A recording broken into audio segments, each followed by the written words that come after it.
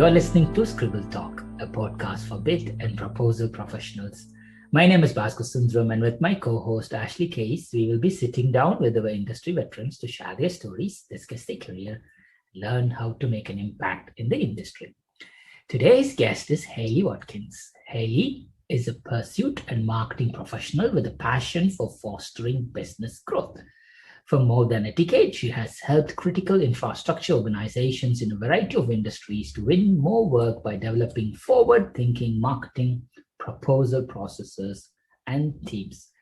Hayley's experience throughout the sales and marketing lifecycle, including partnering with business developers to identify target markets and clients, developing marketing campaigns to promote thought leadership, and leading capture planning strategy development to win new business, and managing all aspects of proposal development. As a leader, she serves as an advocate, coach, and mentor, continuously seeking ways to elevate team abilities and promote career advancement for proposal professionals. Hayley is an active member of APMP, having served on the Great Midwest Chapter Board of Directors for the past 8 years. When not working on marketing initiatives or upcoming deadlines, Hayley enjoys traveling. Currently, she is working towards visiting every country in Central America. We will touch that. Road tripping throughout the United States and finding excitement and adventure in each day. That's beautiful. Hayley, welcome to Scribble Talk. Great to have you with us. Great. Thanks to be here. Thank you. Hayley, let's go back to the very beginning. Where were you born? Let's talk about your high school and education. Yeah, so I was born and raised in Kansas City, Missouri. For those of you who don't know, it's kind of smack dab in the middle of the United States, also called flyover country. My whole family lives here. So my grandparents, my aunts, uncles, cousins, parents, siblings, which has really been what's kept me in Kansas City. You know, I've had sometimes throughout my career where I've thought, maybe I'll move to Chicago or I'll move somewhere else in the States. But home is really here with my family. So that's kind of what's kept me in Kansas City. And it kind of flies under the radar as a city. People think of Austin, Texas, or Nashville as the up and coming, hot spots within the States. But I would argue that Kansas City is right up there with them. We kind of have that big city feel, but still have that small town environment and friendliness and really, really, really good food. So that's a little bit about Kansas City. And did you want me to hit on my high school education as well? Oh, yes, please. That's amazing to hear about Kansas City. Definitely. Yeah. So I went to high school in Kansas City, obviously. And in high school is kind of where I found my passion for journalism. So I just randomly enrolled in a journalism class my sophomore year and discovered that I loved it. And I went on to become my high school's youngest newspaper editor in its history. So usually you had to be a senior to be the newspaper editor, but I got that coveted title as a junior and really just discovered that journalism was my passion. So from there, I decided to attend the University of Missouri, which I originally planned to major in journalism. And for those who aren't familiar, University of Missouri is known for a lot of things, but one of the things that they're best known for is being one of the best journalism schools or J schools in the country. So I felt pretty lucky to have that just in my backyard. It was only 2 hours away from home, which as a college student was far enough, but also close enough. And so after my freshman year, I'd taken a couple of journalism classes. I had talked to some other journalism majors that were further along in their education, and kind of what I started to learn a little bit about what the career path might look like for a journalist. And I quickly wondered and started to rethink, like, could I actually make a living and the type of living I wanted to in journalism? It's very tough competition. Unless you're, behind the desk on CNN or your local news, the pay isn't the greatest. And so I spent my summer after my freshman year kind of reflecting on, okay, this is what I really love to do. This is what I'm good at. And started to think of some alternate career paths. and where I could take my journalism passion, my skills, and put them towards a more kind of sought after, well-rounded career. So the next year I unenrolled in J school, which was kind of taboo. Nobody did that at Mizzou. Once you were in J school, it was, you were there for life basically. But I unenrolled in J school and changed my major to communications. So that's where I had the chance to study a variety of different career paths, from political science and communications to organizational communications, and ultimately mass communications. And at the time, this was back in, 2007, 2008, I was really interested in political science and communications. It was the 2008 election was coming around, so it was, top of mind, and political communications were all over the place. So I spent my junior year on Tuesdays and Thursdays traveling down to Jefferson City, Missouri, which is the capital of the state. And I interned with my state representative back at home to kind of get a feel, is political communications really where I want to take my career and focus the rest of my schooling on? So during that internship, I handled everything from kind of constituent inquiries and feedback, concerns and complaints, social media, which back in 2007 and 2008 was nothing like it is today. I would kind of hate to have that role at the moment. And then I also did research for my state rep. And I quickly learned through that internship and that year that I'm interested in politics. I will always be interested in politics, but I didn't really want to live my life in such a dramatic and frankly political career.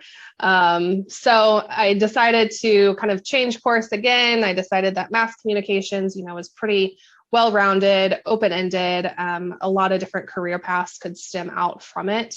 And, probably like a lot of proposal professionals, I'm a much better writer and creative than I am a math and business type person. So it was kind of, do I go to business school or do I finish out communications, my communications program? And I, decided that I probably couldn't pass many of the math classes required in business school. So I continued on with communications with the ultimate goal of landing somewhere in the business world to use my skills that I had learned through journalism and since that time. Well, I was also at Mizzou. I had the chance of studying abroad as well, which for anybody out there with children, or if there's, younger college age students listening, that is hands down the best decision I ever made in my student career. I spent 6 months living in the heart of London, actually. And while I didn't learn that much in terms of schooling, the education was pretty lax, I'll say. It was an experience that continues to motivate me and inspire me today, and really learned a lot about myself, about the world. And so, yeah, I definitely always recommend for anybody who has the opportunity to take that, to study abroad and experience somewhere other than where you're from and what you're used to. Wow, Hayley, you know what? When I was in university, I was totally clueless. And look at you, have an absolute clarity on what I want to become, and is this going to help me to get what I want? What is my strengths? What are not my strengths? Unbelievable, Hayley. It's totally unique, So I know, people learn a lot more about life in schools and or universities than about what actually they studied. Is there any memorable childhood memories or university memories that comes to your mind? Oh boy. Not really off the top of my head. Maybe let's circle back on that one. Okay. That's, you already shared a lot about your university anyway. So thought I just drop by. That's good. So after university, what happened? What was your very first job, or did you already had any part-time jobs in between? Yeah. So, when I was home for the summers, I worked in retail. I, worked at my local gym, kind of all that high school and college age jobs. But my first quote unquote real job out of school was for a small fire suppression engineering company back in Kansas City, obviously. And I was actually their first ever, I say, quote unquote, marketing hire. They had never had a marketing department. They'd never had a marketing budget. They've never frankly done any marketing in the past. And I was the department of one I was there for 2 years, I believe. And during my time there, I handled everything from website strategy, design, and content, which I knew absolutely nothing about when I started in that job. I handled all of their trade shows and conferences, which provided a lot of great opportunities for me, but I could do without trade shows, quite frankly. I handled all of their marketing collateral, and I dabbled a little bit in proposals while I was there. So it kind of provided a good training ground, if you will, outside of school, but still learning in a very low risk, low stress environment. And being their first marketing hire ever, they didn't know what was right from wrong or good from bad. So everything I did was new and innovative and awesome to them, which really helped grow, your confidence right out of school. So that was great. And, it also allowed me to travel the world. So while they didn't have a marketing budget here in the States, they were quite well known outside of the States and specifically in the Middle East and Asia. So while planning those trade shows that, I couldn't, they're frankly not my favorite thing in the world to work on. It also gave me the opportunity to go back to Europe, travel Europe again, visit Dubai and go a couple other places. So it was a great first job to kind of be a jack of all trades person and figure out what I actually wanted to do with my degree. It was very powerful, Hayley. Oh my God. I mean, from journalism, communications, all the way to marketing. Marketing is very wide. And for you to get on grasp of marketing to get into proposals was a very interesting transition. I think this is one of the unique transitions, I think. For people with normally people with journalism background, they become proposal writers. But in your case, you had this marketing stint before you go for. So from then on, how did your career progress to? Yeah. So like I mentioned at my first job, I did a little bit of proposals. At the time, I thought that, when I was applying for new jobs at the time, I thought, yeah, I do proposals. But looking back, they were very simple. They were like almost letter proposals looking back on it. But, I thought, okay, yeah, I can do proposals. So I decided that, being in that safe space was great for those first 2 years, but I wanted more of a team atmosphere and somewhere where I could have a mentor, learn from other people. I was kind of just flying by the seat of my pants in that first role. So I started applying for jobs. I applied for tons of marketing jobs, kind of all over the place. And I ended up interviewing and landing a position at a company called Lewis Berger, which is now part of WSP. And it was a role for, I think, business development specialist, which essentially boiled down to you do proposals 100% of the time. And so I applied, and during my interview, I was like, yeah, I know how to do proposals. I've done them in the past. But frankly, I had absolutely no idea what I was getting myself into, which I think a lot of people probably find themselves in that situation in our career path is like, yeah, okay, I can do proposals. I have the skills. I can write. I can be strategic, all of that. And then you get into the proposal world, you're like, oh my gosh, this is an entire career.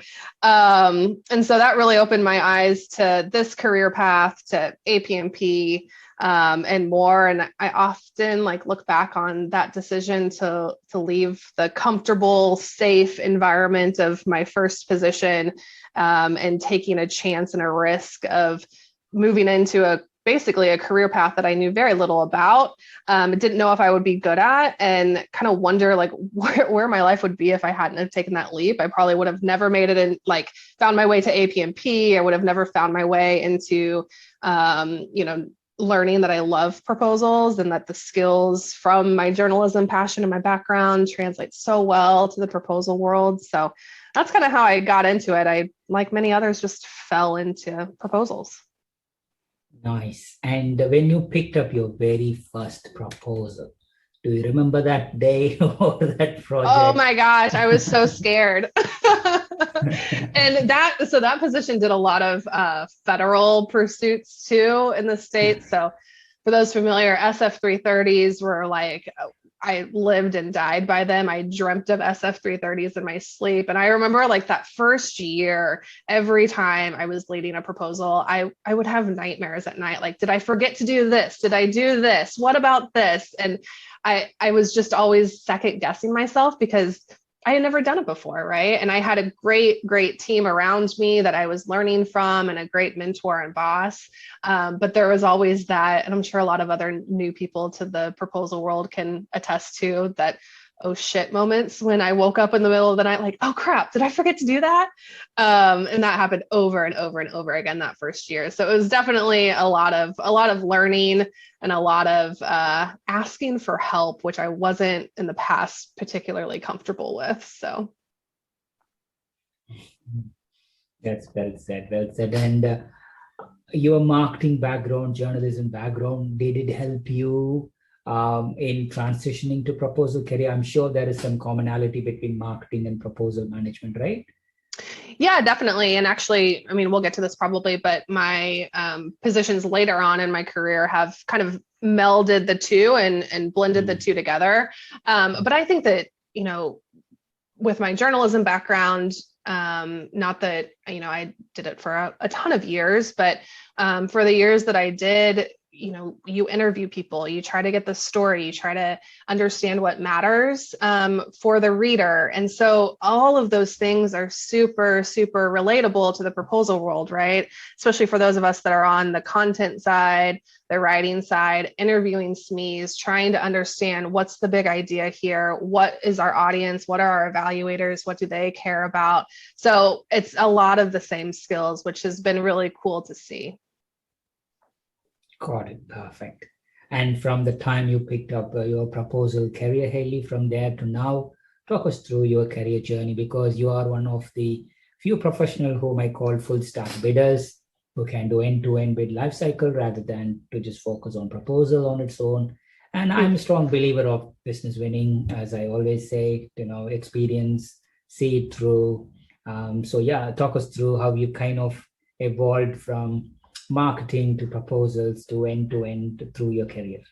Yeah, definitely. So when I was at Lewis Berger, I was mostly, you know, an RFP dropped, managed the proposal. If we had to interview, I would manage that shortlist too, but I wasn't necessarily as involved in the capture phase or even upfront of that, the BD and market phase.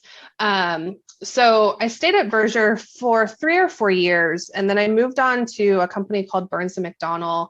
And with my former boss from Berger, we helped lead its first ever corporate pursuit strategy program. So if you can imagine a company of, I think at the time was around 5,000 people, and today it's close to 10,000. It was extremely decentralized. Every business unit, every department operated and ran their proposals and their pursuits and frankly, their sales strategy completely different, which became challenging when you look to cross-sell or collaborate internally. So for the first time, we had developed an all-encompassing training program and process that still lives on today. So it covered everything from identifying your key markets, identifying your ideal customers, how do you get in front of those customers, how do you pre-position yourself for those big opportunities coming up, all the way through what are the nuts and bolts of the pursuit process, the proposal process, post RFP released, and then we focused strongly also on the shortlist and interview phase. So during that role, I had the opportunity to meet with a variety of leaders across the company. Since I was in the corporate group, we touched all of the departments. And through that, I had the opportunity to move over to our water infrastructure group to lead their marketing and pursuits effort. And I was there for about 4 years. And I don't know if anybody knows much about what it takes to get clean water to come out of your tap.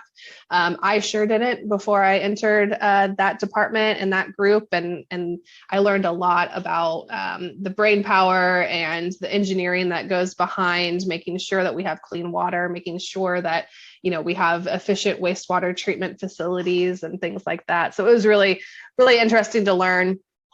I was there for 4 years, and I led that team along with a lot of other people, obviously. But we experienced year over year sales growth. And actually, I helped manage the department's winning proposal for the largest win that they had ever experienced for the second largest water infrastructure project currently being constructed in the United States. I think that final bid was somewhere around $500 million, which was a complete game changer for that department. We had historically dabbled in $20 million or less. So to land a $500 million project was a complete game-changing opportunity for their future growth.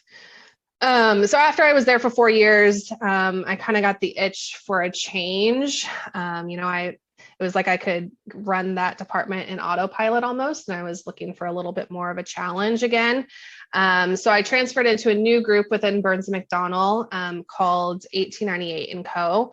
So it's its own brand within the company, and it was a stark contrast to my previous experience. My previous experience has always been in the architecture, engineering, and construction space.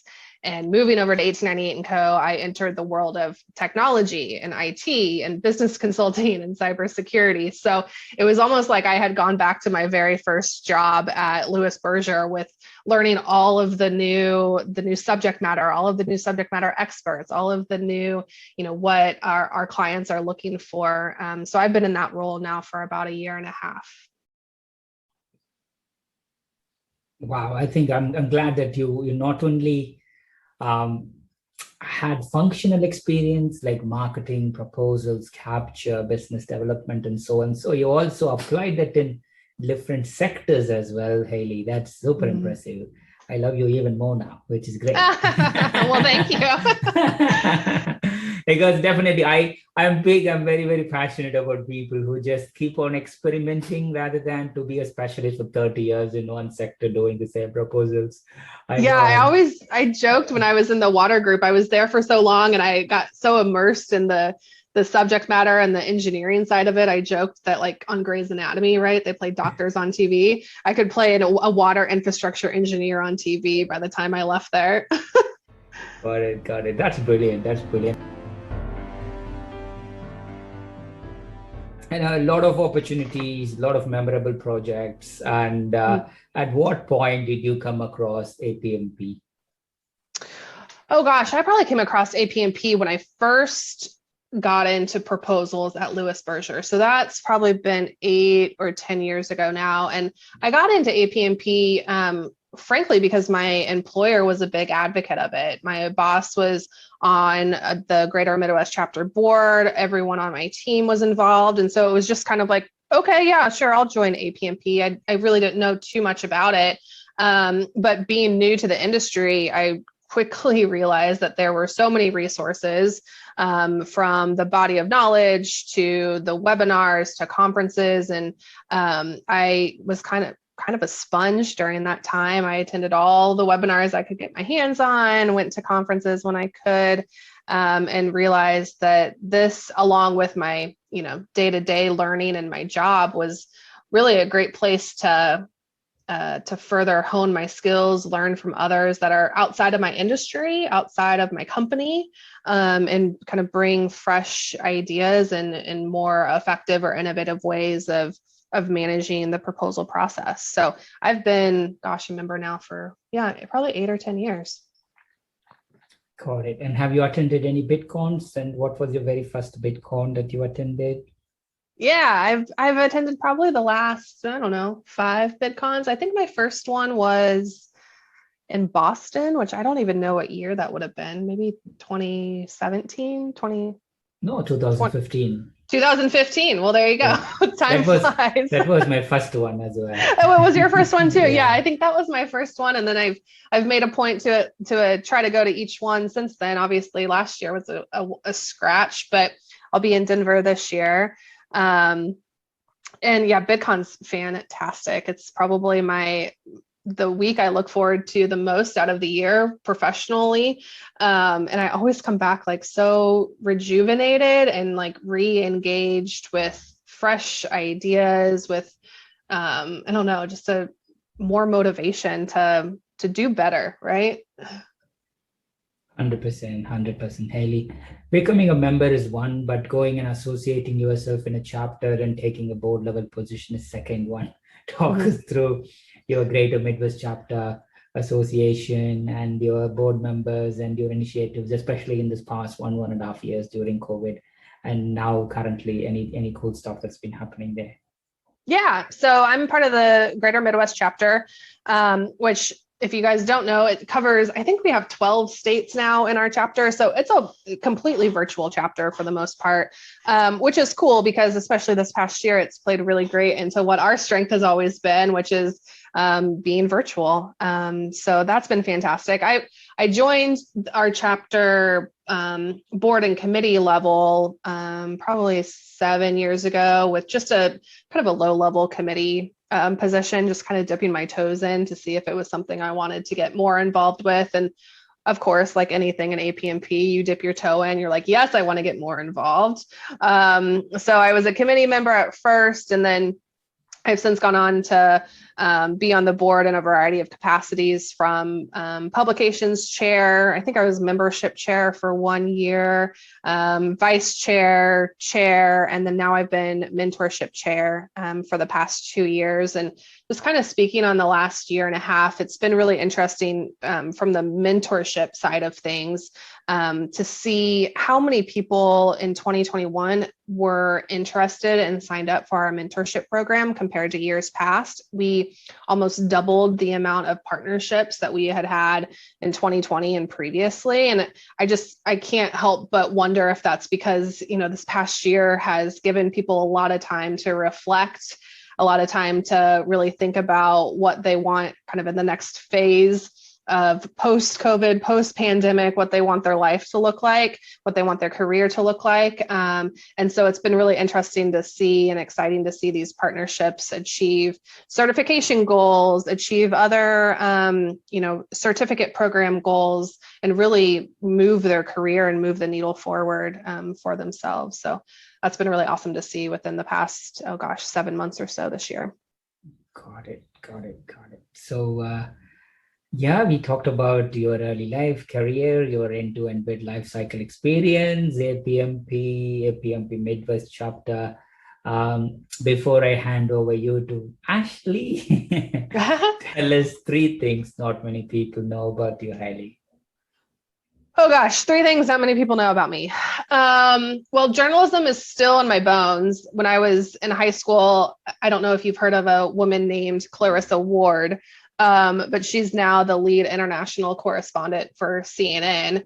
But when I was in high school, she was just a war reporter. So she would travel to these war-torn countries, report on the life there, report on the people and the culture and how the war was affecting them. And I would just be glued to the TV watching her on like the primetime news, thinking that is what I want to do. So that's kind of something that a lot of people don't know about me. When I was younger, I wanted to, travel to really dangerous places and be a war reporter.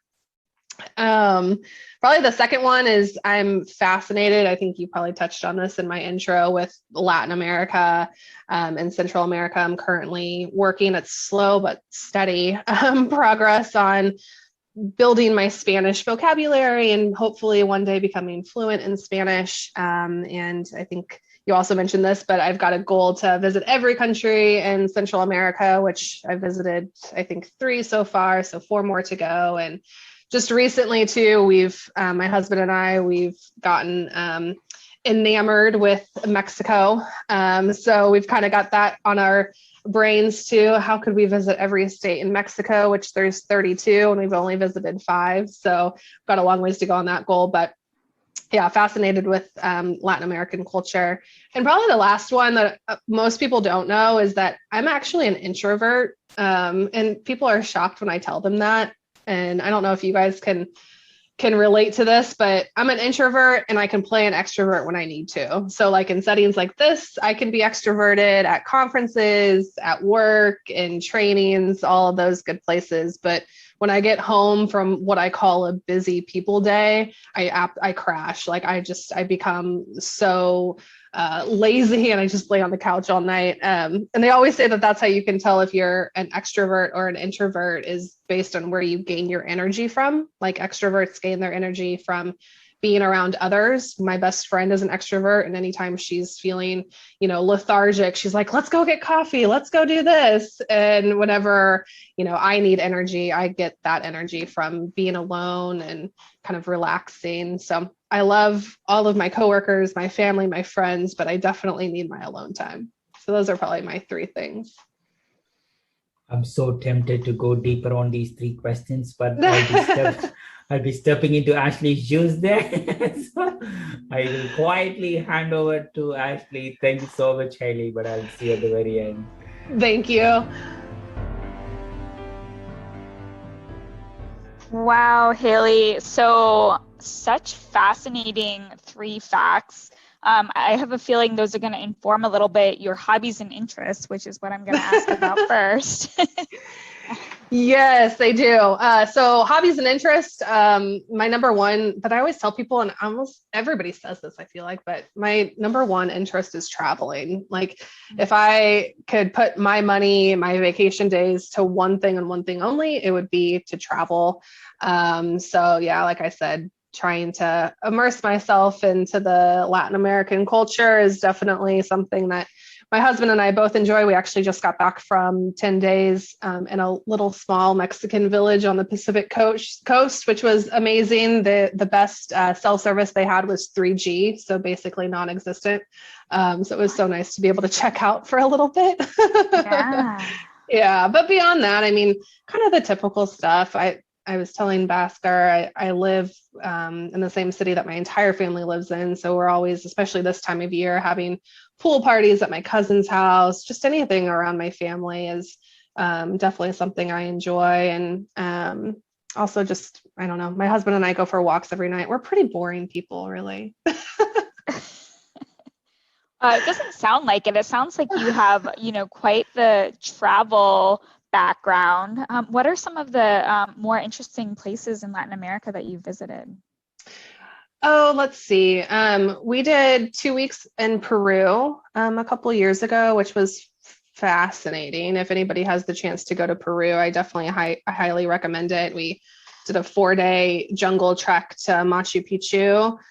So we biked and hiked and zip lined and whitewater rafted. And by the end of it, we got to Machu Picchu. I felt like I had been beaten up for the past 4 days, but it was totally worth it. So that's probably the most interesting place. And then, we've been to Costa Rica, Belize, Guatemala, but Mexico right now really has our heart. Wow. Okay. So you told us about the place like on the coast. And you visited 5 other states so far? Yeah. So we've been kind of all the typical places in Mexico. Playa del Carmen, Cozumel, Cabo, Puerto Vallarta, north of Puerto Vallarta, and then Mexico City as well. Oh, wow. And so any favorites so far of where you visited? Oh gosh, I always tell people if you can make a weekend trip out of it, go to Mexico City. It is so much fun. The food is amazing. You can eat like a king, but pay like $50 for a 4-course meal with drinks. It's amazing. The Teotihuacan pyramids are only 30 minutes outside of town, which if I'm really into historical sites and ruins like that. So definitely recommend. If you've got 4 days, that's really all you need. Awesome. Yeah, definitely have to put that on my list. Definitely.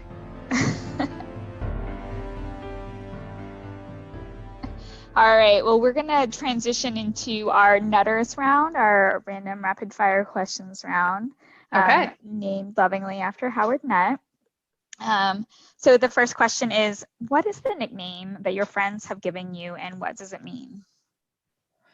Oh man.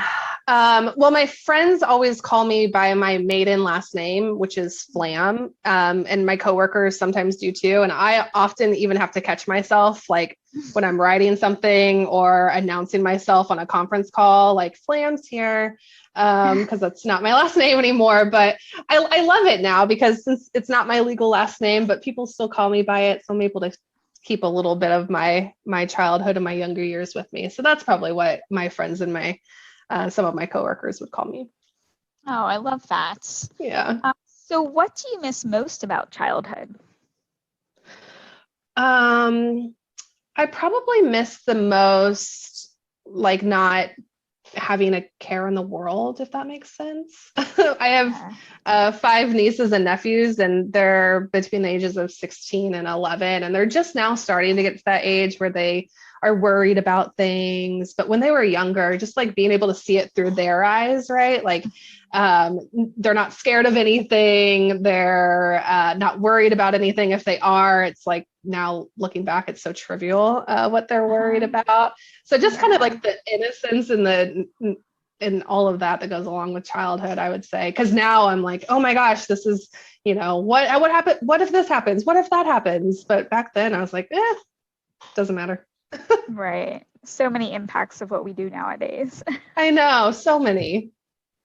So if you could be any sports star, who would you be? Oh, if I could be any sports star, who would I be? I would be. That's a really tough question. I don't know if they're really stars. They should be, but I would be a U.S. national team volleyball player. Oh. Yeah. So is volleyball a sport that you played when you were younger, or is it just a sport you enjoy? It is. It's a sport I played when I was younger, and then we have a sand volleyball league team that we play on in the summer times. We're not that great, but it's such a fun sport to watch. And since I played it growing up too, yeah. Very cool. Yeah. Now, what is the funniest movie that you've ever seen? Oh my gosh.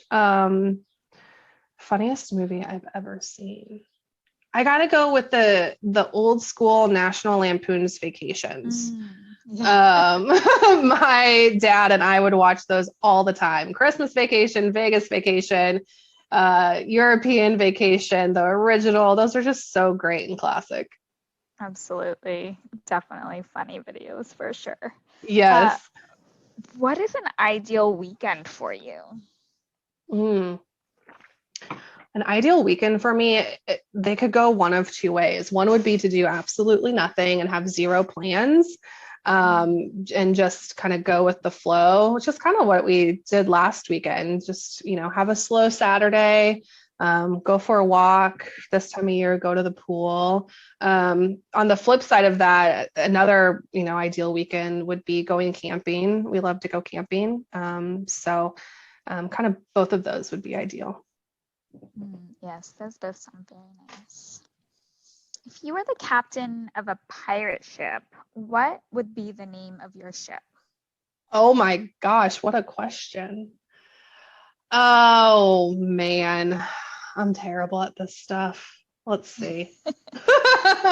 If I were the captain of a pirate ship, what would my name be? This is going to be so stupid, but do they say ahoy, matey? Is that what they say? Maybe that. I love it. What would win a fight between a rhinoceros and a hippopotamus? Oh, a rhino, I think. Because of its horn. It's got to be able to do some damage with that horn. Yeah. Would you What do you prefer to think? live? I think the horn for sure would do more damage. I think so too. Would you prefer to live in the Sahara or in Antarctica? Oh, I would prefer to live in the Sahara for sure. I don't really like the cold. Yeah, I know, I hear you. What is in your Spotify playlist right now? My Spotify playlist, well, I don't have Spotify, so it's my Apple Music playlist, but I listen to, there's a playlist called like Tropical House Essentials. It's very like loungy and vibey, and I listen to that when I work because there's very little words, which helps me, because if I listen to something, then inevitably it'll like come out on whatever I'm writing. So I have to listen to things that have very minimal words. So that's what I would say. It also just like kind of takes me back to like being in the tropics, being on the beach, which is my favorite place in the world. Yeah. Oh, that's great. If you were arrested with no explanation, what would your friends and family assume that you had done? Oh gosh, this is like my worst nightmare. They would probably assume, I don't know, they would probably assume that like I broke in somewhere because I wanted to see things like without people around, if that makes sense. Like, Yeah. I see all these people right now, well, a couple months ago that were traveling to these really popular tourist destinations and there were no people there. And that's probably why I would get arrested. I would want to go like to the Coliseum, but after hours when nobody's there and just break in. Who haven't you seen or talked to in a long time and hope they're doing okay? Who haven't I seen or talked to in a long time? Well, probably my grandma who passed away maybe like 5 or 6 years ago. It would just be nice, you know, to have a conversation sometimes. Yeah. So, very cool things that you've done so far in your career and been able to delve into different sectors and experience a lot of different things. Along the way, who are the people who have been the most influential in your career and in your life? I think in my career, I've been really fortunate to have some great bosses, and I know not everybody has had that that fortune, but from my very first job in the proposal world until now, I've had bosses who have been very kind of hands-off, not micromanagers. They've let me figure out how to solve problems by myself, which I think is so important, especially as a younger or newer professional, if you will. Also having bosses that have allowed me to have autonomy and decision-making abilities, and not, you know, there's some bosses out there that will question decisions that people make, but I've been really fortunate with the bosses that I've had. So I would say that they have been probably the most influential. And then in my life has probably been, this is so cliche, but honestly, my parents. You know, my mom, she worked full time the entire time I was growing up. She spent 45 years, I think, with AT&T, worked her way up that corporate ladder, right? And so being able to be in a house, and she worked from home too during my childhood. So being able to be at home and listen to her just be like just a boss on the phone with people and listen to just her being a really professional woman, I think has instilled a lot of that within me too. Oh, wow. That's amazing. Yeah. So what have you observed lately that has reminded you that people are good? Oh, this is a great question.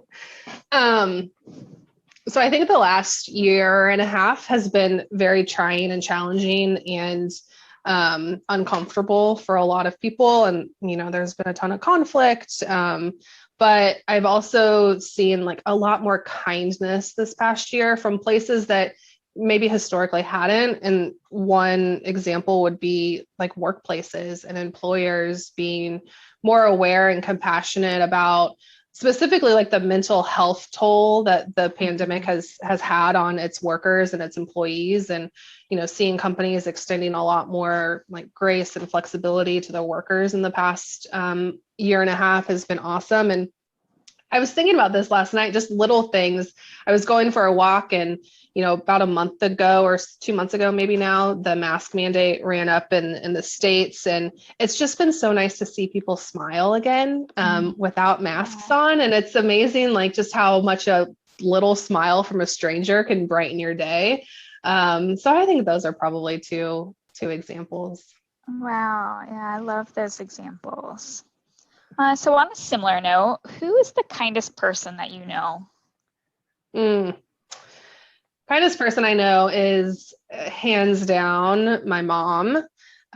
She's, you know, you can ask anybody in our family or in our like, you know, friend family on the outside.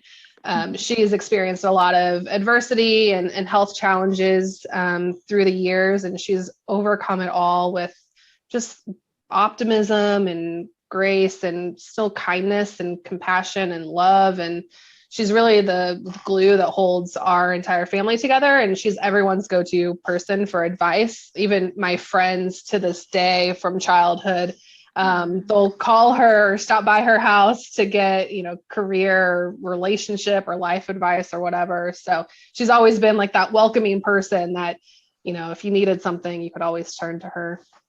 Wow, she sounds wonderful. She really is. So what is one personal trait that you like most about yourself? I think I'm an empathetic person, almost to a fault sometimes. Like I think that I'm pretty good at being able to put myself and see other people's perspectives, and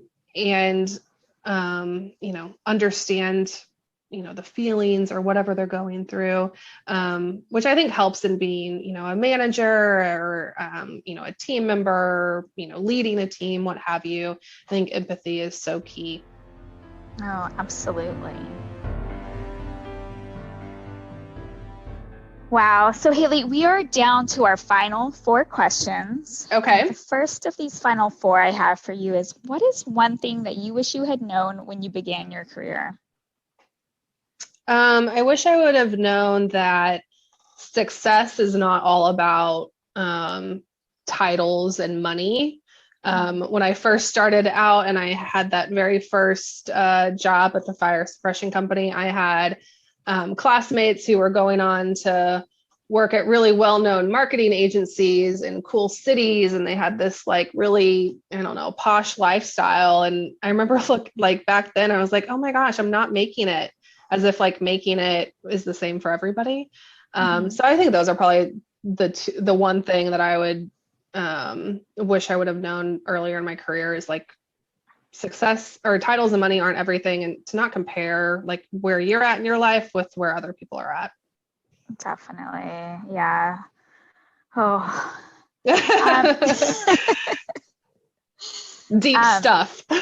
For sure, right? When you're young, all of that stuff seems so important, and you don't understand, that different career paths can take different just ways to get there, and success is very different for different industries. And absolutely, and really, the rewarding nature of your work has really more to do with success than titles and things. Exactly. That's a great way to put it.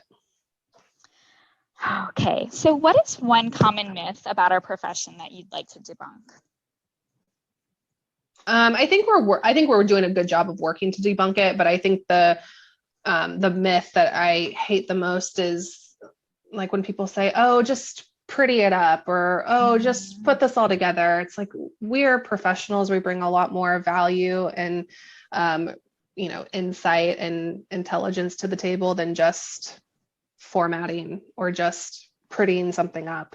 And I think through the work of APMP and everybody involved with APMP, in my 8 to 10 years, I don't really know how long it's been, but however long it's been, from when I joined APMP to now, there's definitely been a huge shift, I think, within my employers, within the industry, that our profession is extremely valuable. And I always tell people, when I hire new staff or when I'm talking to new people in APMP, like, if you think about your job as a proposal manager or in the proposal world as keeping cars in the parking lot, like, you can really get down to the heart of what we do, right? We help keep cars in the parking lot. We help keep companies at their current employment levels, especially those that rely on big government contracts to recompete for. So, yeah.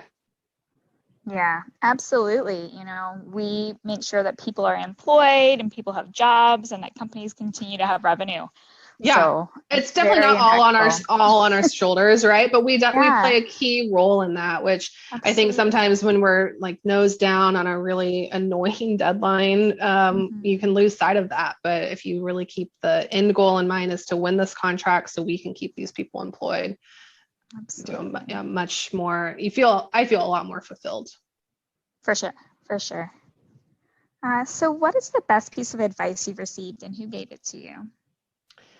So the best piece of advice, I was thinking about this morning.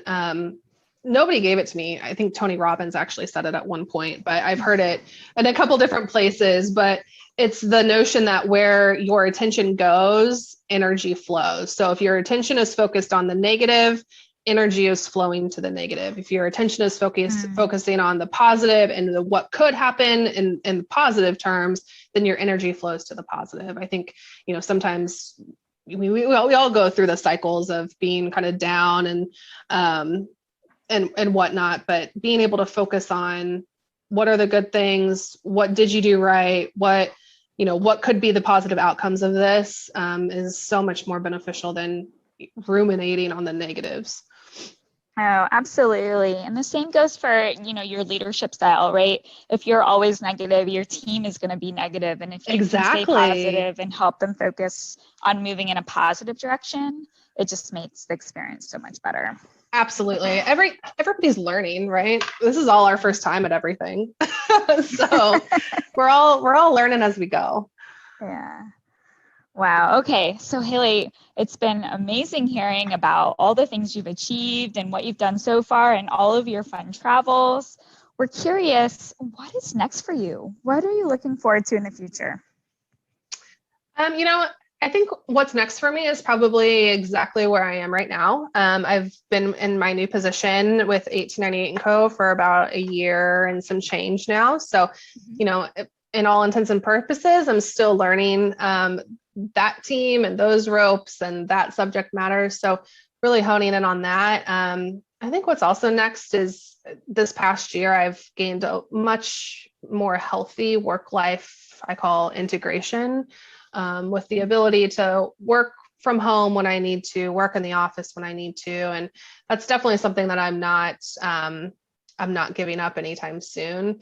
I think that everybody has benefited to some degree from the past year and working remote as you're able to. So what's next for me is kind of, I think I'm on that path. So I don't really know what's next in the next 5-10 years. I'm really terrible about making those big time goals.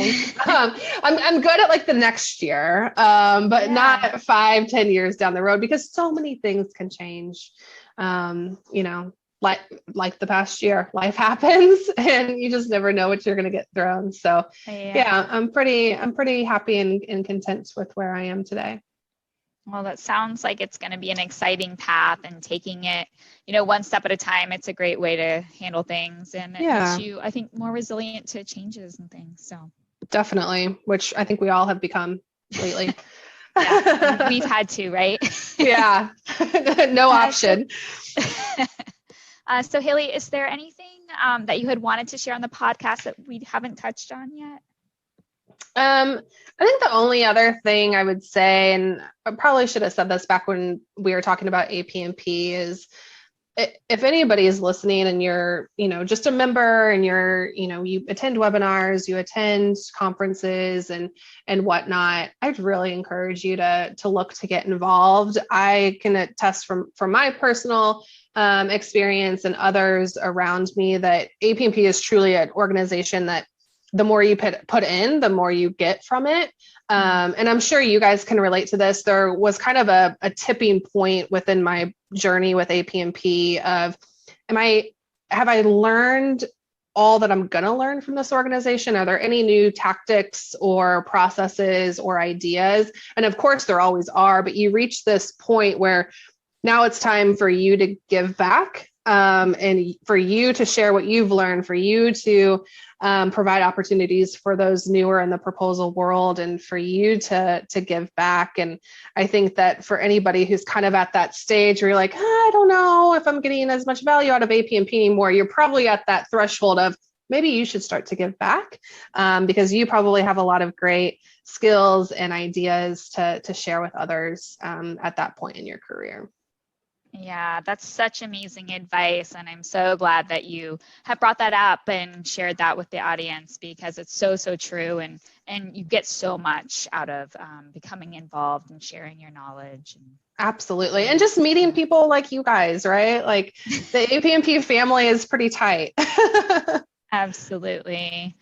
Oh, well, Hayley, thank you so much for your time today. It's really been a privilege to have you with us here at Scribble Talk. We wish you all the good health and happiness. Please continue to inspire bid and proposal industry colleagues and everyone else around you. Stay safe, stay healthy, stay sane. All right. Thank you, guys. It was an honor. Talk to you soon.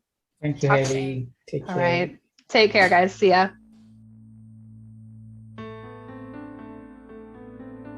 To our listeners, thank you so much for tuning in. Please visit batchyscribble.com/podcast to listen to this episode and check out any of our other previously recorded episodes. If you've enjoyed today's interview, don't forget to subscribe, review, and share the Scribble Talk podcast. We hope you'll check out our next episode where we interview another industry expert and special guest. Until then, it's Ashley Kays Bhaskar Sundram signing off.